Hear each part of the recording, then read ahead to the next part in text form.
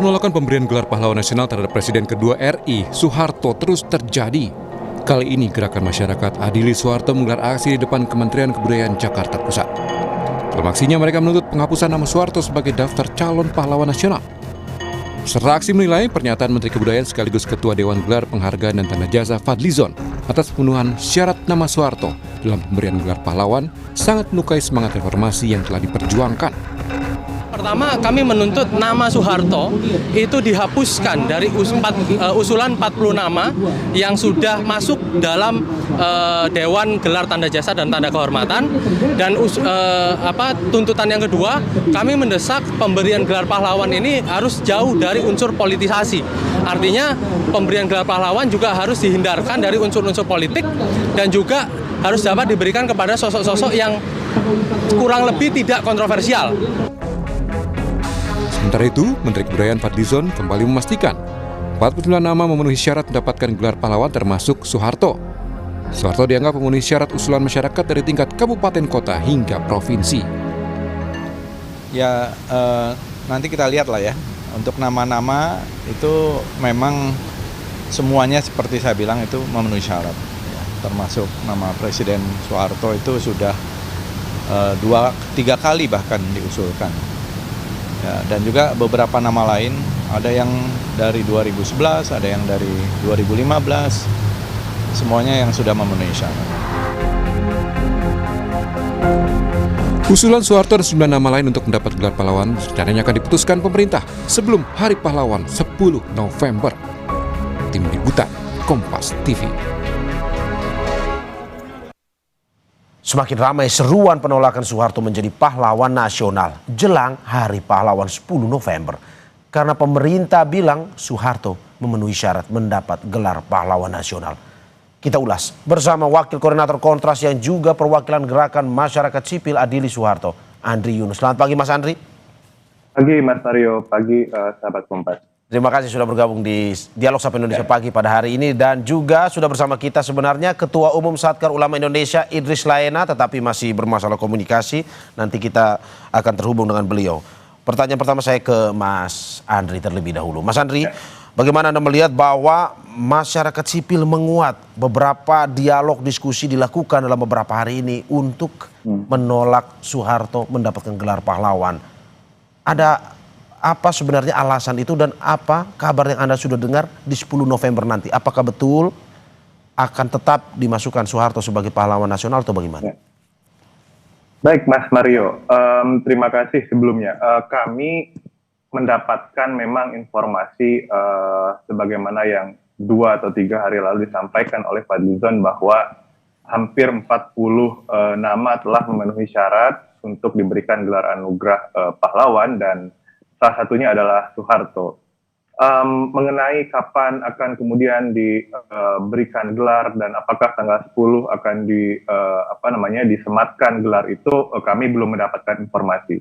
Tapi yang pasti Mas Mario, sebelum kemudian tanggal 10 penolakan yang tidak hanya oleh Kontras, oleh Koalisi Gemas lakukan, itu telah berlangsung secara masif.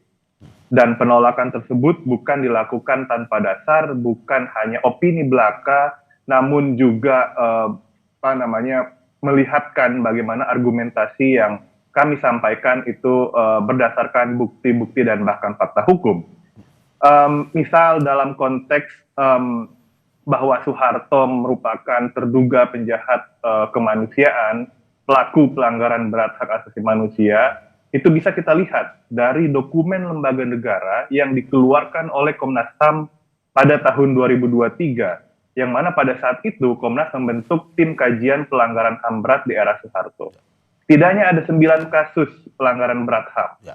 Ada peristiwa 6566 yang kemarin sayangnya disanggah oleh Fadlizon, yang menurut kami itu keluar dari tugas dan wewenang sebagai Dewan GTK, yang semestinya tidak ada urusannya dengan proses pro justisia atau penegakan hukum.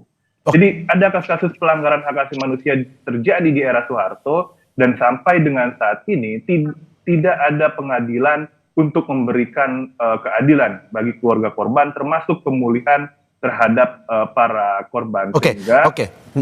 Oke, bagaimana Anda melihat bahwa ada alasan atau pendapat yang pro bilang semua manusia pasti punya kesalahan lah, tapi mereka punya jasa besar bagi Indonesia sebenarnya. Menurut Anda seperti itu atau bagaimana?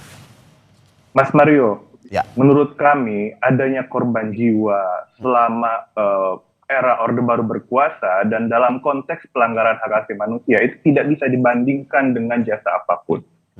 Korban harus diberikan keadilan dulu, faktanya harus diungkap di pengadilan, dan kemudian negara menjamin tidak terjadinya peristiwa serupa. Saya rasa itu lebih substantif ketimbang kemudian menyematkan Soeharto sebagai pahlawan begitu. Jadi tidak bisa disandingkan antara jasa yang dia lakukan dengan pelanggaran hak asasi manusia yang tidak pernah diselesaikan, diseriusi oleh negara hingga saat ini. Oke. Sebelum saya lanjut, Mas Andri, Ketua Umum Satkar Ulama Indonesia Idris Laena sudah bergabung kembali bersama kita. Pak Idris, selamat pagi. Assalamualaikum Pak Idris. Ya, selamat pagi. Selamat pagi, Mas. Terima kasih Pak Idris. Ini sudah bergabung juga bersama kita Mas Andri Yunus, Wakil Koordinator Kontras yang juga perwakilan Gerakan Masyarakat Sipil Adili Soeharto. Pak Idris, saya tadi sudah berbincang dengan Mas Andri yang di mana teman-teman koalisi ini menolak betul pengusulan gelar pahlawan bagi Pak Harto. Menurut Anda, kalau Anda ada di pihak mana? Setuju Pak Harto diberikan gelar pahlawan atau sebenarnya tidak? Oke, jelas sangat setuju ya. Sangat Saya setuju kira untuk ini- memberikan gelar ya. maksudnya? Sangat setuju pemberian gelar. Oke. Kenapa? Jadi begini. Pertama kita harus tahu duduk persoalan dulu mengenai masalah Pak Harto ini. Ya. Jadi betul ya bahwa Pak Harto ini beberapa kali diajukan permohonan untuk diberikan gelar pahlawan nasional. Ya. Namun ya saya ingin memberikan urut-urutannya. Persoalan utama yang selama ini kita hadapi memang karena adanya TAP MPR nomor 11.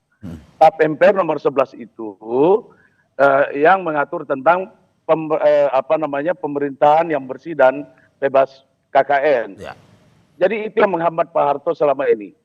Nah, tetapi harus kita ingat bahwa TAP MPR nomor 1 telah sudah menghapus itu.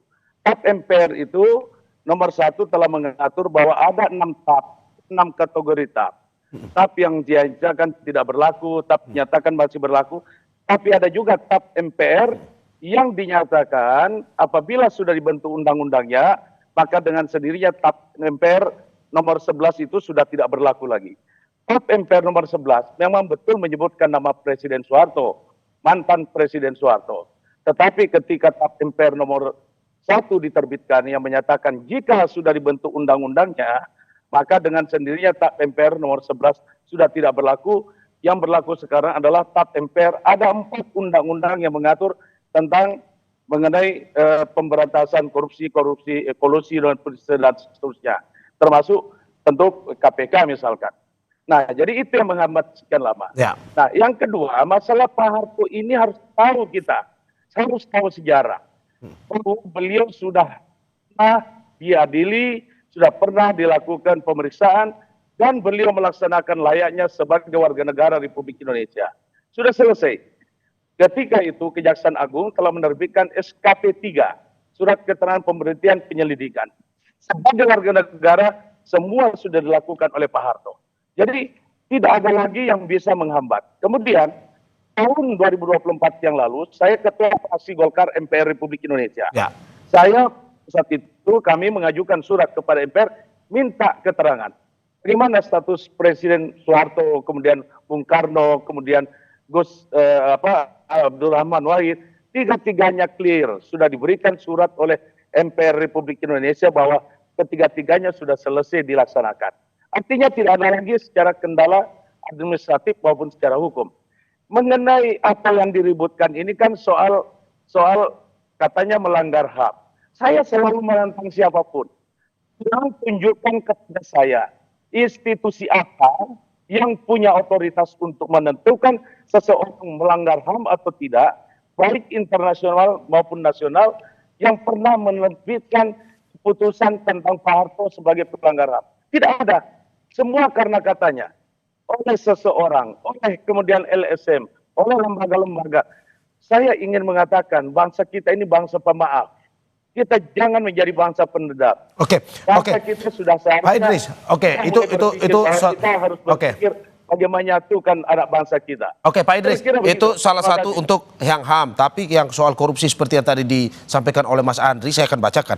Merujuk laporan Transparansi Internasional pada 2004, Pak Harto ditempatkan sebagai pemimpin paling korup di dunia dengan estimasi penggelapan dana publik mencapai 15 miliar sampai 35 miliar dolar AS. Menurut Anda ini pun juga tidak terbukti walaupun sudah ada laporan Transparansi Internasional ini? Tidak ada. Tidak pernah bisa menjadi hukuman. Jadi kalau hanya lembaga ini, lembaga itu, dan seterusnya, ketika tidak ada putusan yang mengikat, putusan mengikat oleh otoritas hak untuk menerbitkan itu, yang menentukan itu, saya kira kita tidak bisa. Kita ingat masa Pak Harto, Pak Bung Karno. Bung Karno juga mengalami hal yang sama. Sebagai pahlawan nasional, beliau mengabdi memerdekakan bangsa ini juga ditolak. Makanya rakyat itu menilai bahwa begini, ketika kita memberikan penghargaan kepada seseorang, kita tidak menghakimi. Kita menentukan seseorang diberikan penghargaan atau tidak, jika ternyata kontribusinya, pengabdiannya lebih besar dibanding, saya kira siapapun yang di dunia ini tidak melakukan kesalahan. Oke, saya ke Mas Andri. Pengabdiannya lebih besar Oke, Pak Idris. kesalahannya, kenapa tidak begitu?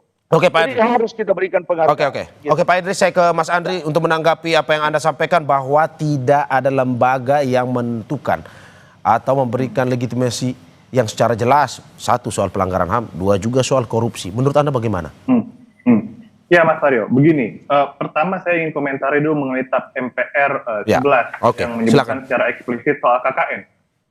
Dalam catatan dan penelaahan kami, TAP MPR 11 itu tetap berlaku dengan sampai terbentuknya undang-undang, dan berdasarkan hasil pengecekan kami dalam rapat dalam risalah sidang paripurna MPR 2019-2024 itu TAP MPR tidak pernah dicabut karena memang berdasarkan peraturan MPR nomor 1 2019, MPR tidak lagi memiliki kewenangan apapun yang dapat menghapus pertanggungjawaban hukum seseorang.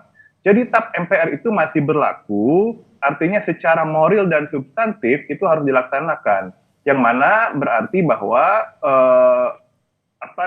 mandat mengenai segera diselesaikannya persoalan korupsi, kolusi dan nepotisme itu harus terus dilakukan sampai kemudian itu selesai. Itu yang pertama. Lalu yang kedua, saya tadi sudah singgung di awal Pak Idris, bahwa saat ini belum ada putusan yang berkekuatan hukum tetap yang menyatakan bahwa Soeharto sebagai pelanggaran HAM. Itu semestinya negara itu menindaklanjuti tim kajian Komnas HAM soal pelanggaran HAM berat di era Soeharto. Ada 9 kasus yang sampai saat ini tidak ditindaklanjuti oleh negara, oleh Komnas HAM, Kejaksaan, dan seterusnya. Dan itu kemudian terjadi karena ada impunitas. Bagaimana terduga pelanggar hak asasi manusia duduk dalam pemerintah atau kekuasaan, hingga kemudian membuat pengadilan HAM itu menjadi tidak terlaksana. Artinya kami menyayangkan sebetulnya mengapa kemudian hal paling substantif menurut kami mengenai penyelesaian proses pelanggaran HAM itu tidak diselesaikan, dan justru di tengah situasi seperti ini memaksakan Soeharto yang diduga sebagai pelanggar hak asasi manusia yang berat itu diberikan gelar pahlawan. Oke, Anda mau bilang bahwa sebenarnya walaupun tidak ada legitimasinya, tapi kejadiannya ada, begitu ya? Betul, fakta hukumnya ada, Mas Mario. Ya. Oke, saya ke Pak Idris. Pak Idris masih tergabung bersama kita ya? Ya. Pak Idris, seperti yang dikatakan oleh Mas Andri, oke, walaupun tidak legitimasi, tapi kejadian Anda dilihat dari bagaimana beberapa aksi. Salah satunya ini aksi Kamisan yang terus-menerus terjadi di depan istana. Karena merasa bahwa ya ini adalah salah satu pelanggaran HAM berat dan Pak Harto diminta untuk bertanggung jawab. Salah satu yang diminta untuk bertanggung jawab. Menurut Anda seperti apa? Ya, jadi Mas Andri, saya luruskan ya. TAP MPR nomor 11 itu mengatur tentang pemerintahan yang bersih, bebas KKN. Di dalam TAP MPR nomor 1, tadi nomor MPR 11, Sekarang TAP MPR nomor 1 itu mengatur bahwa TAP MPR nomor 4 MPR berlaku sampai dengan terbentuknya undang-undang. Artinya ketika ada undang-undang sudah terbentuk, maka TAP MPR nomor 11 dengan sendirinya sudah tidak berlaku lagi. Kenapa? Karena sudah ada 4 undang-undang yang terbit setelah itu. Oke, itu pertama. Kemudian kami 2024, kami itu termasuk saya sebagai ketua fraksi, karena yang menandatangani suratnya saya, meminta kepada MPR penjelasan terkait tahap ini. Tahap MPR, ya. Nomor 11 ini. Penjelasannya adalah ditandatangani oleh semua fraksi di MPR Republik pada saat itu, yang mengatakan bahwa mengenai persoalan Pak Harto ini sudah selesai. Jadi secara administratif, hukum sudah selesai dilaksanakan. Itu penjelasannya. Nah, yang kedua, saya mengatakan banyak sekali lembur mengatakan Pak Harto melanggar HAM. Ya. Tetapi kita tidak bisa menjustifikasi seseorang karena katanya, karena lembaga, karena organisasi. Tetapi kita harus betul-betul berdasarkan lembaga yang punya otoritas untuk itu. Ada HAM internasional. Kita tahu misalkan presiden yang melakukan pelanggaran itu diadili di Den Haag. Tetapi tidak pernah. Karena kenapa? Memang tidak ada pelanggaran yang terlalu serius untuk kemudian harus dibawa ke sana. Itu pertama. Yang kedua, ini yang saya ingin katakan. Tidak ada satu putusan di dalam negeri maupun di luar negeri yang pernah memutuskan mengenai terkait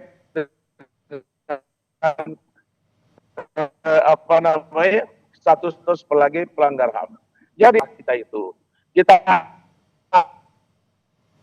Oke, sepertinya masih ada masalah. Kita Oke, Pak Idris. menyatukan anak bangsa agar ke depan kita menjadi bangsa yang pemaham. Pak Idris, saya simpulkan aja. Pak Idris, berarti Anda mau bilang bahwa walaupun ada aksi-aksi yang terjadi, sudah lebih. Oke, Pak Idris, walaupun Anda mau bilang bahwa walaupun ada aksi-aksi yang terjadi selama ini, tapi selama belum ada legitimasinya, belum ada ini, tetap jangan katanya-katanya ya. Iya, aksi semuanya. Ya, aksi biasa saja. Banyak yang terjadi aksi-aksi. Tapi kalau kita melakukan misalkan, atau kita melakukan survei, saya kira rakyat Indonesia mengendaki Pak Harto jadi pahlawan nasional. Oke, saya ke Mas Andri. Mas Andri, bagaimana Anda bilang? Jangan katanya saja, harus ada yang memutuskan ini. Apa yang menguatkan Anda dari teman-teman di koalisi agar nantinya bisa ini dikuatkan seperti yang Anda dan teman-teman inginkan? Ya, satu, selain dokumen kajian tahun 2003 yang diterbitkan oleh Komnas HAM, kami dari Koalisi Gemas telah mengirimkan hampir 2.000 lembar bukti kejahatan kemanusiaan yang terjadi di era Soeharto. Itu kami sudah serahkan sejak pertengahan tahun lalu yang ditujukan kepada Kementerian Kebudayaan dan Fadlizon sebagai Ketua GTK. Tapi hal itu kemudian tidak direspon sampai saat ini. Yang kedua, ketika kemudian tadi Pak Idris bilang, ada dukungan atau survei publik penolakan Soeharto. Satu. Yang kedua, ada 500 individu dan organisasi masyarakat sipil yang mengirimkan surat desakan terbuka kepada Dewan GTK untuk membatalkan pemberian gelar pahlawan Soeharto. Bahkan seminggu terakhir, beberapa warga sipil mulai dari akademisi, gerakan perempuan, gerakan buruh, gerakan lingkungan, gerakan anti korupsi itu mengadakan kegiatan mulai dari konferensi pers hingga pengiriman surat terbuka terkait penolakan gelar pahlawan Soeharto, dan itu menunjukkan bagaimana masifnya publik berdasarkan isu yang mereka kerjakan itu bermuara pada satu poin penting bahwa Soeharto tidak hanya melakukan kejahatan terhadap HAM, namun juga melakukan penundukan terhadap gerakan perempuan, kemudian melakukan tindakan korupsi, melakukan kejahatan lingkungan, yang mana itu dilihat oleh berbagai lapisan masyarakat sipil. Ketika kemudian Soeharto diberikan sebagai gelar pahlawan, maka kejahatan-kejahatan itu dianggap tidak ada. Maka kejahatan-kejahatan itu dianggap diputihkan. Dan Soeharto jadi pahlawan adalah simbol impunitas paling sempurna. Dan oleh karena itu, kami tetap menolak Soeharto sebagai pahlawan. Oke, Anda mau bilang bahwa sebenarnya Soeharto tokoh penting, tapi untuk pahlawan tunggu dulu sebenarnya. Bagi kami bukan pahlawan Soeharto. Oke, saya ke Pak Idris kembali. Pak Idris, bahwa selain survei dari Mas Andri juga, ini ada petisi-petisi yang muncul bahwa suara masyarakat yang menolak Pak Harto diberikan gelar pahlawan. Ada juga petisi-petisi masyarakat, kesaksian masyarakat ini. Bagaimana Anda melihatnya juga? Ya, begini, kalau bicara pro kontra itu biasa. Ya. Tapi saya baru mendarat ya dari luar negeri, dari umroh.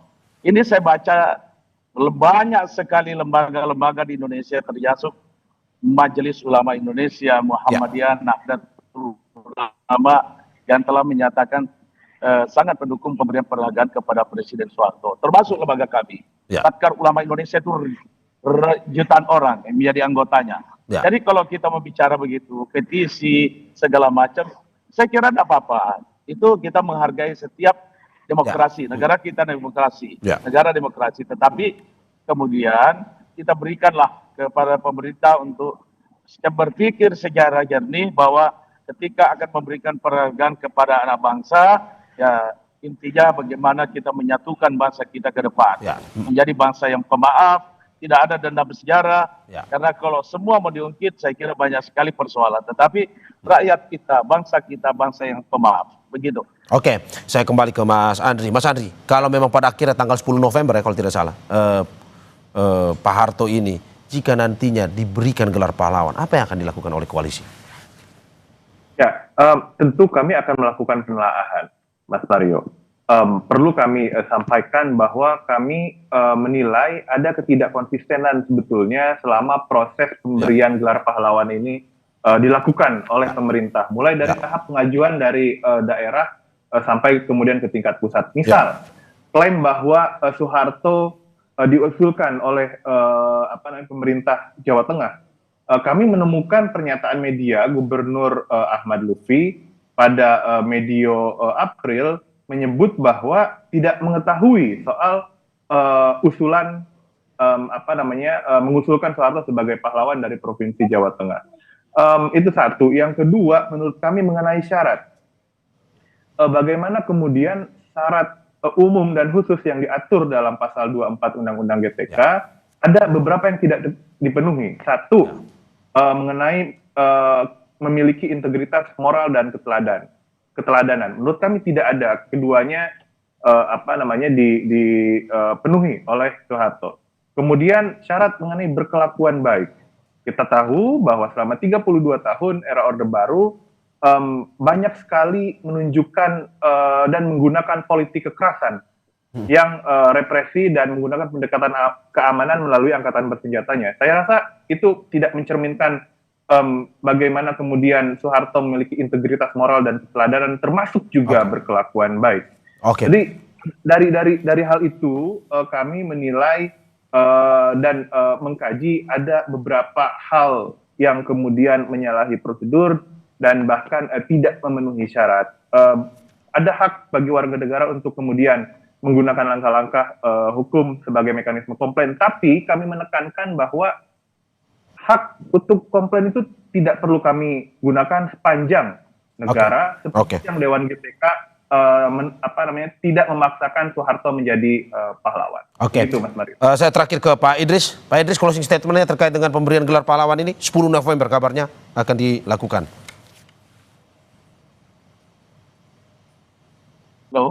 Halo Pak Idris, singkat saja Pak Idris. Terakhir closing statement-nya terkait dengan pemberian gelar pahlawan untuk Pak Harto ini. Ya, saya kira kita semua rakyat Indonesia tentu harus berpikir jernih. Saya selalu katakan, inilah saatnya kita bersatu, membangun bangsa kita yang lebih yang penuh kerukunan. Tadi saya katakan lupakan dendam-dendam sejarah. Terlalu prematur kalau tadi disebutkan semua apa yang disampaikan tentang Pak Harto. 32 tahun pemerintahan Pak Harto, kalau mau dihitung kebaikannya jauh lebih banyak dibandingkan apa yang disampaikan tadi. Saya kira kita harus jernih, sekali lagi jernih berpikir bahwa kita bangsa yang besar adalah menghargai jasa-jasa para pahlawan. Ya, terima kasih atas apa yang disampaikan. Ini menjadi terus diskursus bersama dan semoga kita harapkan ya nanti akan ada jalan tengah bagi ya topik yang kita sedang bahas ini, pemberian gelar bagi Presiden kedua Republik Indonesia Soeharto. Terima kasih Wakil Koordinator Kontras yang juga perwakilan Gerakan Masyarakat Sipil Adili Soeharto, Andri Yunus, dan Ketua Umum Satkar Ulama Indonesia Idris Laena. Terima kasih Bapak-bapak, sehat selalu. Terima kasih. Ya, assalamualaikum. Saudara jangan kemana-mana.